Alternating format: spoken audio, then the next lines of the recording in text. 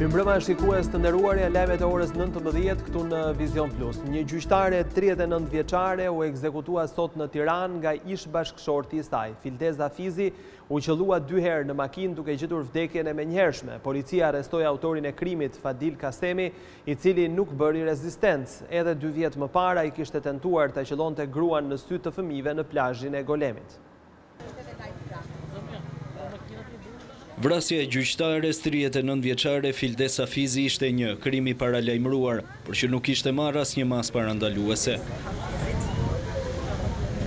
Hafizi nuk arriti ti mbijetoi atentatit të dytë të ish bashkëshortit të saj Fadil Kasemi, i cili po në të njëjtën mënyrë tentoi ta vriste 2 vite më parë. Ngjarja e rëndë ndodhi në sheshin Shtraus në Tiranë, kur gjyqtaria e gjykatës administrative të Shkodrës sapo kishte hipur në mjetin e saj tip Benz. Në këto moment afrohet ish bashkëshorti dhe e qellon disa herë me pistolet. Plumbat ishin fatal për 39 vjeçaren e cila humbi jetën në vendngjarje. Policia arriti ta arrestoi menjëherë ish bashkëshortin vrasës, ndërsa sekuestroi dhe armën e krimit. 2 vite më parë nëna e 3 fëmijëve u bë prej një atentati të ngjashëm, teksa pushonte në një prej hoteleve të plazhit në Golem të Kavajës. Në po të njëjtën mënyrë 53 vjeçari Kasemi tentoi ta vriste. Ai u fut në ambientet e lokalit dhe nxori një pistolet për të qelluar ish bashkëshorten, e cila në atë kohë ishte ndarë me të prej 2 muajsh. Ishin disa klientë që ndihmuan të ndjerën, por dhe një patrull policie e cila gjendej disa metra më tutje, të cilët parandaluan për shkallëzimin e situatës dhe arrestimin e Kasemit. Në atë kohë gjykata e Kavajës caktoi për të masën e sigurisë arrest me burg, por që 2 vite më pas Kasemi u lirua nga çdo akuzë, duke i patur duart e lira për krimin e rënd. Vrasja e gjyqtares Fildez Hafizi ka sjellë reagime të shumta. Zyra e Bashkimit Evropian në Tiranë e konsideron këtë një ngjarje tronditse. Të tmerruar, një tjetër viktim e dhunës në Shqipëri. Mbrojtja e grave nga kërcënimet është përgjegjësi e plotë e shtetit. Institucionet përkatëse të përgjigjen menjëherë. Gratë nuk duhet të jetojnë me frikë në dëshirën e tyre për ta jetuar jetën si duan, thuhet në reagimin e zyrës të Bashkimit Evropian. Unioni i gjyqtarëve po ashtu dënon me ashpërsi krimin e kryer ndaj koleges dhe kërkon procedimin sa më të shpejtë si edhe dënimin e autorit. Edhe Ministria e Drejtësisë e konsideron humbjen e gjyqtares Hafizi si një lajm të trisht për sistemin e drejtësisë në Shqipëri. Ndërsa kreu i Partisë Demokratike Basha shkruan se jeta e humbur e Fildez Hafizit është një tragjedi që nuk duhej të kishte ndodhur, por edhe një shumplak zgjimi për të gjithë për të reaguar kundër krimit. 2 aksionet të policisë të Tiranës u finalizuan me arrestimin e 6 trafikantëve të kokainës në kryeqytet. Ata u kapën me 100 gram drogë në makinat e tyre, si edhe me dollar, lek e municione. 6 antar trafikantë të drogave të forta në Tiranë u kapën nga policia në 2 operacione të koduara, Bis dhe Tranter. Gjatë ndërhyrjes rënë pranë nga Genci Huta, 46 vjeç, Denis Yzo, 37, si dhe 2 30 vjeçarët Gentian Dikolari dhe Angelin Gega. Ata u kapën në rrugën Kongresi Manastirit në një makinë Forestrat, ndërsa në pjesën e këmbëve të pasagerit u gjetën 50 gram kokainë. Në operacionin Tranter, forcat e posaçme operacionale arrestuan 2 shpërndarësit e tjerë, Dritan Toskën dhe Vladimir Ademin.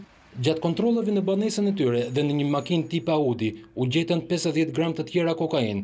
Krahas kësaj, policia sekuestroi edhe $1.100, të cilat dyshohen se janë të falsifikuara, 52.000 lekë, fishek pistolete, si dhe peshore për kokainën.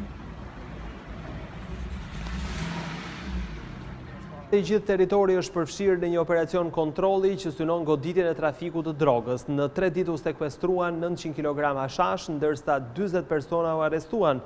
Kontrollet në det gjetën 2 mjete lundruese pa dokumentacion, të cilat u sekuestruan. Sot do zhvillojmë një operacion për krejën e territorit. Prej datës 28 gusht, policia e shtetit ka sekuestruar 900 kg kanabis, ndërsa janë arrestuar 40 persona të shpallur në kërkim.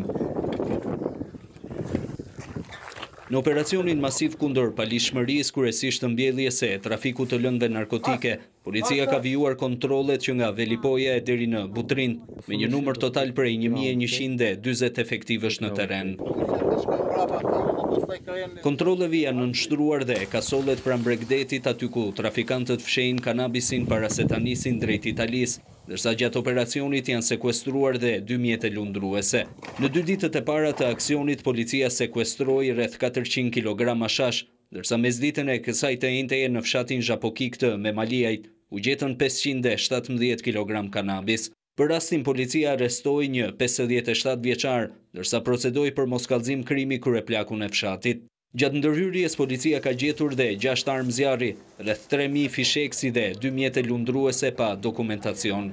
Aksioni i cili mbështetet dhe nga Guardia di Finanza është në vazhdimsi, ndërsa pritet që pas Bregdetit, policia të kryejë të tjera kontrolle në magazina, ku dyshohet se trafikantët ruajnë sasi të konsiderueshme kanabisi.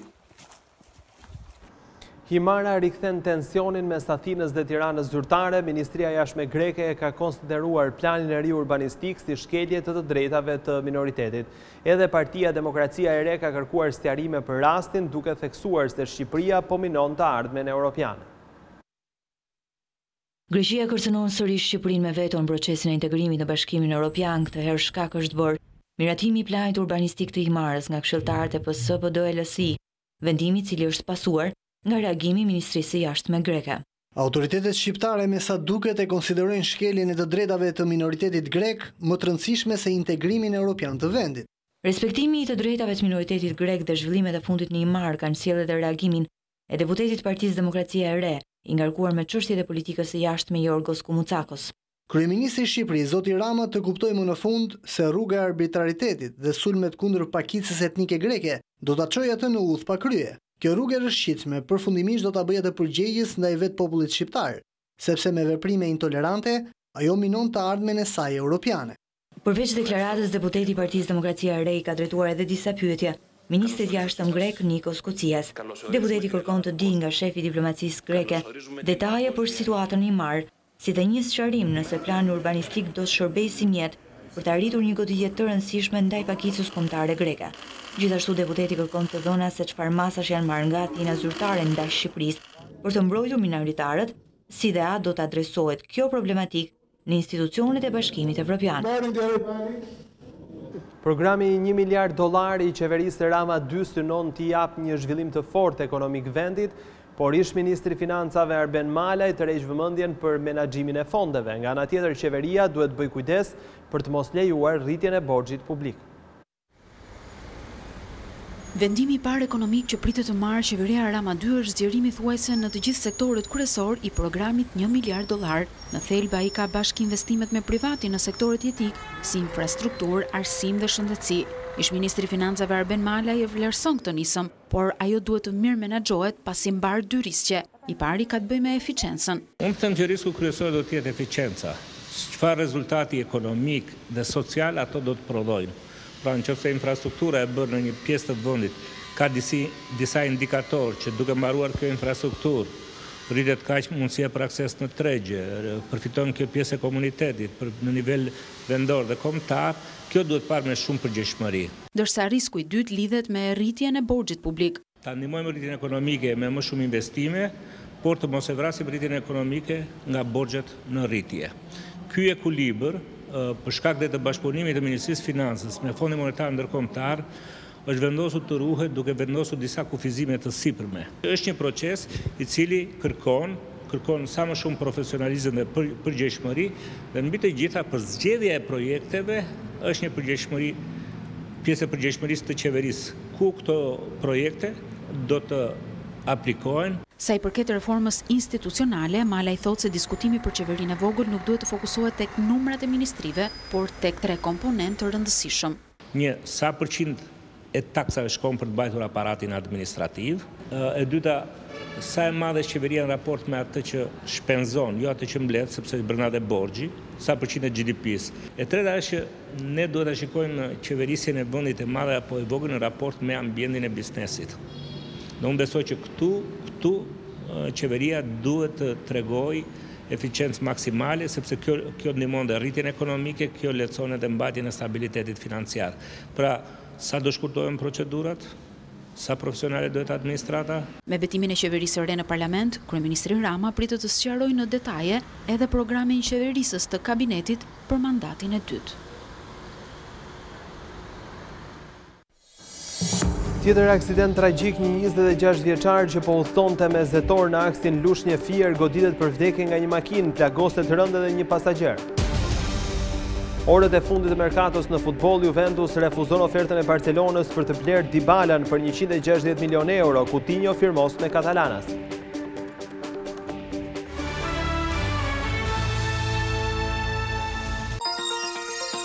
Vizion Plus.tv, tashmë me një pamje krejt të re, më shumë interaktivitet, lehtësi përdorimi, informacion.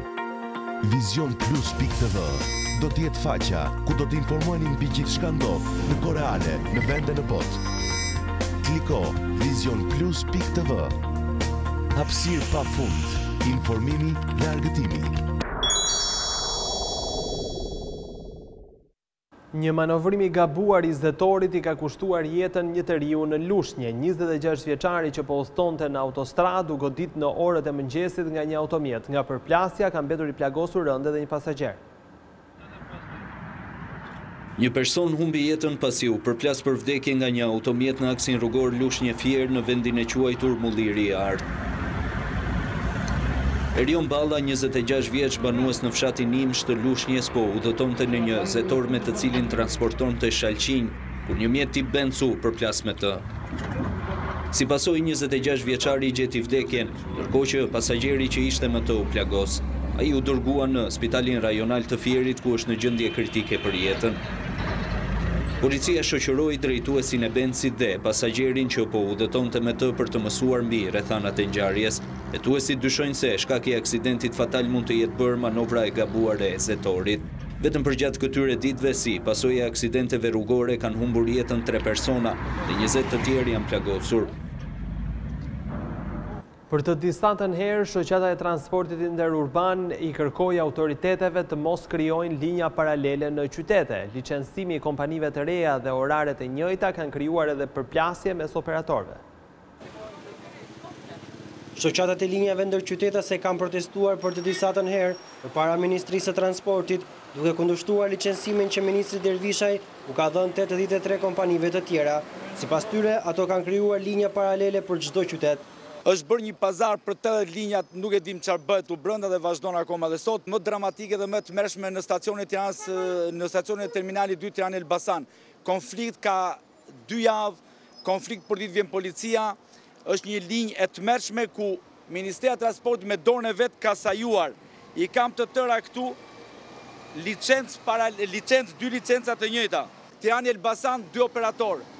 Dhe me të mërshme është që operatori që ka linjën Tiranë Elbasan është biznesmeni që do të monopolizoj linjën së bashku me kryetarin e Bashkisë të Elbasanit. Dhe unë nuk e kuptoj se si mundet dot që neve i votojmë, neve i besojmë, neve i vejmë në vende pune që të rregullojnë situatën për çdo, jo vetëm ke transporti, këto nuk duan me ditë fare se.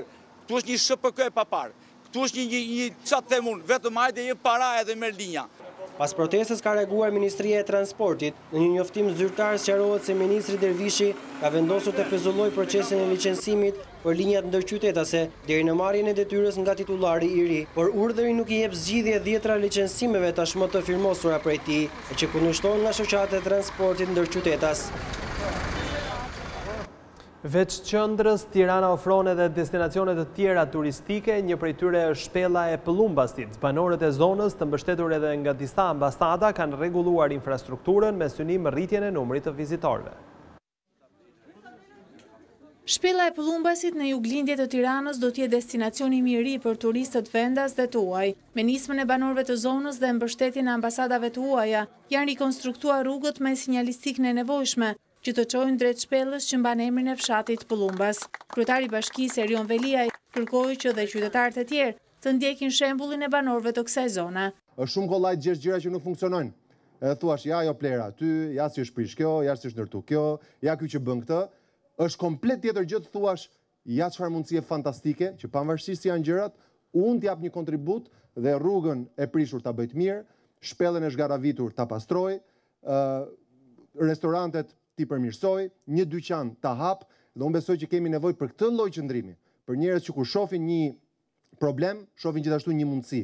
Kryetari Velia i ftoi qytetarët e Tiranës dhe jo vetëm të vizitojnë zona turistike përreth kryeqytetit. Ai theksoi se gjysma e mandatit të mbetur do të përqendrohet tek investimet në zonat rurale. Angazhimi i Bashkisë Tiranës është që në 2 vitet e ardhshme fokusin më të madh ta kemi tek fshati. Dhe besoj që na keni parë nga shkollat në Shëngjerq deri tek rrugët në Zallher, deri tek investimet që po bëjmë në zonat periferike të Tiranës, sepse besoj vetëm kur punohet me të njëjtën cilësi, si në sheshin Skënderbej, si në pazarin e ri, si në Plluma, si në Krab, vetëm atëherë mund themi që qyteti po ecën me të njëjtën shpejtësi. Shpella e Pullumbasit ndodhet 25 kilometra larg Tiranës, në krahun e majtë të luginës së Erzenit, e njohur ndryshe si shpella e zezë e fshatit Pullumbas. Ajo konsiderohet si një nga 6 shpellat më unikale në Europë. Sipas studimeve të kryera, mendohet se ajo i përket 10.000 viteve më parë, ndërsa 2 dekadat e fundit, arkeologët kanë zbuluar në të gjurmë të periudhave të hershme të Neolitit dhe Bronzit. Normalizimi i marrëdhënieve mes Serbisë dhe Kosovës ishte në fokus të takimit mes presidentëve Thaçi e Vučić në Bruksel. 2 liderët diskutuan edhe për zbatimin e marrëveshjeve të arritura deri më tani. Thaçi bëri të qartë pas takimit se pavarësia është një çështje e përfunduar e që s'mund të ketë kthim pas. Presidenti i Kosovës Hashim Thaçi është takuar me homologun e tij serb Aleksandar Vučić në Bruksel, me ndërmjetësimin e përfaqësuese së lartë të Bashkimit Evropian për siguri dhe politikë të jashtme, Federica Mogherinin.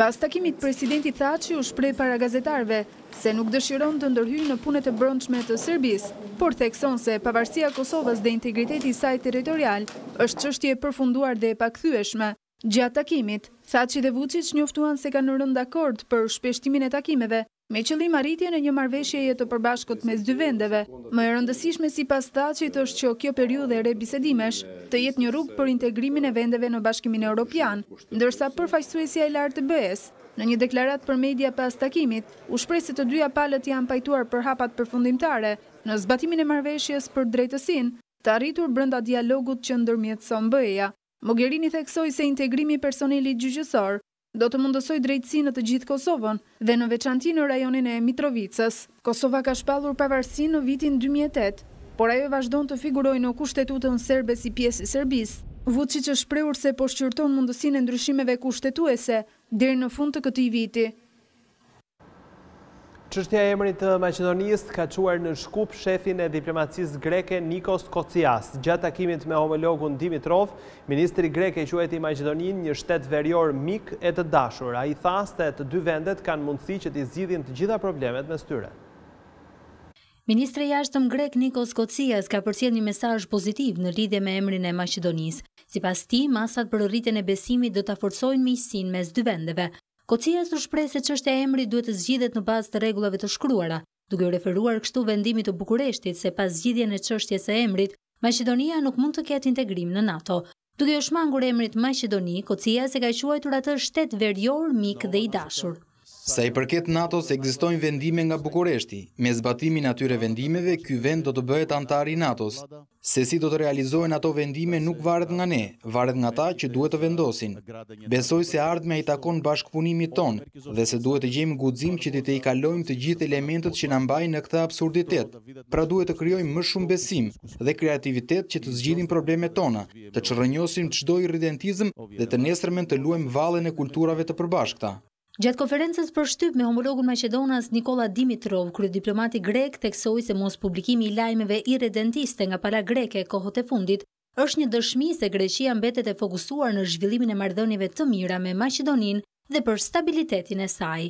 Nuk duhet të kemi një luftë të katërt ballkanike, andaj duhet të largohemi nga temat irredentiste. Duhet të kuptojmë se me zgjidhjen e një problemi mund të lindin probleme të tjera. Prandaj jemi të gatshëm për zhvillimin e këtij procesi deri në zgjidhjen përfundimtare për të mirën e të dyja palëve. Ministri i jashtëm Maqedonas Nikola Dimitrov tha se 2 vendet duhet lënë anash të kaluarën, apo historia të shërbejë si mësim dhe jo burg në rrugën e tyre drejt ardhmes. I pyetur nëse do të ndryshojë emrin e aeroportit, ato të rrugëve, apo nëse do të heqë statujat, Dimitrov u shpreh se do të bëjë gjithçka që vendi të integrohet në Europë. Mendoj se është viti 2017, dy popuj do të jetojnë shumë të lumtur nëse ka ura dhe dyert të hapura. Nuk më duhen qindra statue që të bëhen Maqedonas krenar, e as nuk më pengon nëse ndonjë qytetar grek në Selanik emërtohet Maqedonas. Gjatë vizitës në Shkup, shefi i diplomacisë greke është pritur dhe nga presidenti Ivanov, kryeparlamentari Talat Xhaferi, kryeministri Zoran Zaev, si dhe nga disa lider të tjerë politik. Një uzin kimike në Houston ka shpërthyer duke vënë në rrezik mijëra banor që ndërkohë po vuajnë për mbytyjet masive të uraganit Harvey. Autoritetet po evakuojnë njerëzit për t'i shpëtuar helmimit të mundshëm.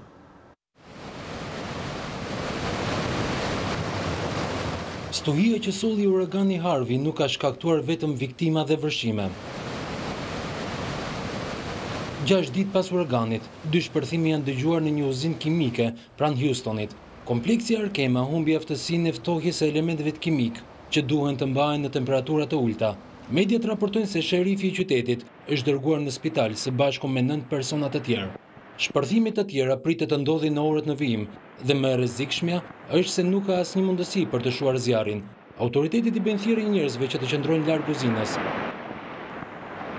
Në këtë uzinë prodhohet peroksid organik dhe kimikatet që mund të bëjnë të rrezikshme në kushtet e nxehtësisë. Ndërkohë shirat e dendur kanë pushuar, por Houston, Texas dhe Louisiana vazhdojnë të jenë në gjendje të jashtëzakonshme. Të paktën 37 persona kanë humbur jetën deri më tani, si pasojë e uraganit Harvey, ndërsa 10 të tjerë raportohen të humbur. Viktima e fundit ishte një efektiv policie 60 vjeç, i cili u mbyt kur makina e tij u rrëmbye nga vërshimi i ujrave. Qindra fëmijë në të gjithë shtetin po kërkojnë familjet e tyre. Mijëra të tjerëve u nevojitet ndihmë, sepse kanë mbetur të ngujuar në shtëpi pa energji elektrike dhe pa ushqim. Autoritetet njoftojnë se kanë marrë 60 deri në 70.000 telefonata për ndihmë nga banorët e bllokuar. Ende nuk llogaritet dot me saktësi numri i personave që presin evakuimin. Meteorologët njoftojnë se përmbytje mund të ketë përsëri, por lajmi i mirë është se gjatë ditëve në vijim, në rajon nuk do të ketë mëshira dhe vërshime, si ato që solli uragani Harvey. Muslimanët kremtojnë të premten festën e Kurban Bajramit. Kryetari i komunitetit musliman Skënder Bruçaj në mesazhin e tij shprehet se besimtarët tregojnë devotshmërinë e tyre duke bërë kurban e duke u solidarizuar me fqinjët dhe njerëzit në nevojë. Bismillahirrahmanirrahim. Me emrin e Allahut, të gjithë mëshirshit me shiplotit, të nderuar besimtar. Në një ditë feste në të cilën atmosfera shpirtërore ndjeta në mban, dua t'ju përcjell urimet më të mira, qofshit e gëzuar e në paqe me të gjithë të dashurit e zemrës. Kurban Bajrami është simboli i sakrificës, sinqeritetit dhe dorëzimit të plot tek Allahu i lartësuar. Besimtarët musliman shprehin devotshmërinë e tyre duke bërë kurban e duke u solidarizuar me fqinjet dhe njerëzit në nevojë. Në këtë ditë feste e gëzimi të Kurban Bajramit, u bëj thirrje të gjithë besimtarëve vullnet mirë që të bëhen falënderues për të gjitha mirësitë dhe begatit që i kemi dhurat nga Krijuesi ynë, dhe të tregohemi bujar duke u solidarizuar me njerëzit në nevojë, me jetimet dhe me të gjithë ata që presin për kujdesin dhe vëmendjen tonë.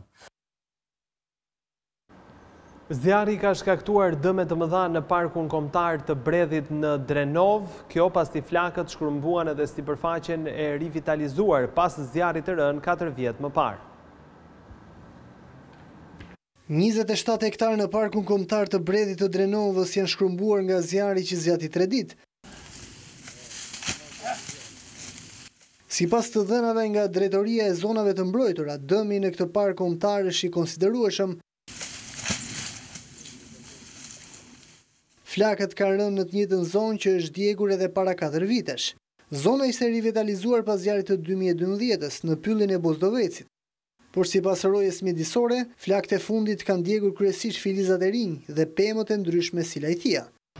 Zjarri përshkoi një sipërfaqe rreth 27.5 hektar, e përshkuar kjo, dhe me një dëmtim të një filizërie që mund të themi ne gjatë këtyre 4 vjetëve që i shfaqur zjarri, kishim plepin e egër, që ishte dëmtuar, edhe pak shel, shumë pak, që mund me një lartësi rreth 2 metra, dhe në diametër 2 cm që mund të ishte dëmtuar, që dëmtovi faktikisht pjesë.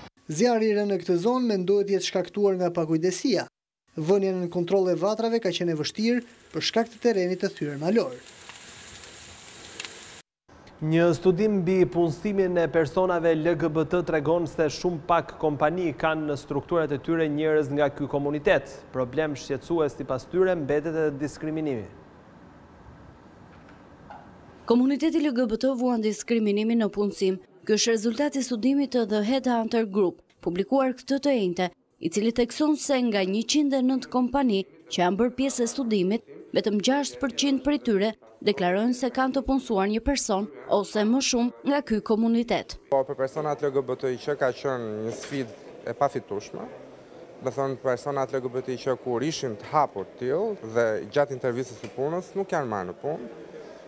Situata ka ndryshuar në 2 vitet e fundit me indeksin që ne bëjmë, LGBTIQ Employment Equality Index.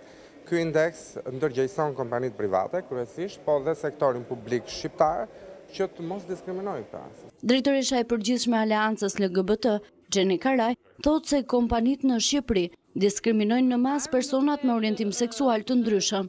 A ekziston diskriminimi në fushën e punësimit për personat LGBT? Është një po e pa diskutueshme. Në qënë momentin e parë kur dikush nga komuniteti që mund tjetë më lehtësisht identifikueshëm që i përket komunitetit LGBT, automatikisht përjashtohet nga mundësia për të fituar një vend pune si gjithë të tjerët. Numri i personave LGBT të deklaruar zyrtarisht nga kompanitë shqiptare është 58. Galeria Kombëtare e Arteve ka ekspozuar këtë të njëjtë 55 vepra të autorit Qamil Grezda. Mes tyre janë edhe disa punime që publiku mund t'i shohë për herë të parë. Ai njihet si artisti grabitçar i natyrës. Te lajot me nënshkrimin Qamil Grezda na i risjellin çdo herë në vëmendje këtë. Ndikimet historike të pikturës së peizazhit italian të fund shekullit të 19 që artisti u azoi fal studimeve që kreu në Akademinë e Arteve në Firenze dhe Rom, rihetëzohen me ekspozitën më të re të Galerisë Kombëtare të Arteve. Ekspozita vjen ndërtuar në një lloj forme dhe koncepti, themi, duke prekur hap pas hapi krijimtarinë e artistit, që nga vizatimet e para, veprat e para në teknikën e vizatimit të sepjes dhe të karbonit mbi letër, të cilat janë veprat e para që artisti themi i realizon gjatë studimeve të tij në Akademinë e Romës, më pas duke ecur dhe duke themi soditur brenda kësaj hapësire të Galerisë Kombëtare të Arteve, prekim hap pas hapi momente të ndryshme të këtij artisti, sikur se janë dhe pikturat. Koleksioni prej 55 punimesh që ekspozohet, nxjerr nga fondi i Galerisë Kombëtare të Arteve dhe 9 vepra. Përmes retrospektivës, por dhe veprave të pa ekspozuara më parë, publiku do të njohë artin e tij në teknikën e pastelit, por edhe vizatimet në letër apo thas kafeje, që artisti realizonte kur nuk mund të siguronte kanavacën. Për publikun do të jenë të prekshme edhe vetë objektet origjinale të vetë artistit, si xhaketa apo kapelet, të cilat mbante kur pikturonte në natyrë. Ekspozita është një dedikim e rastin e 100 vjetorit të lindjes së artistit dhe pret publikun deri më 10 shtator. Përfunduam këtu shikues të nderuar, por më shumë informacione çdo moment të ditës ju gjeni duke klikuar në faqen tonë të internetit vizion+.tv. Ndajemi këtu së bashku. Faleminderit për vëmendjen.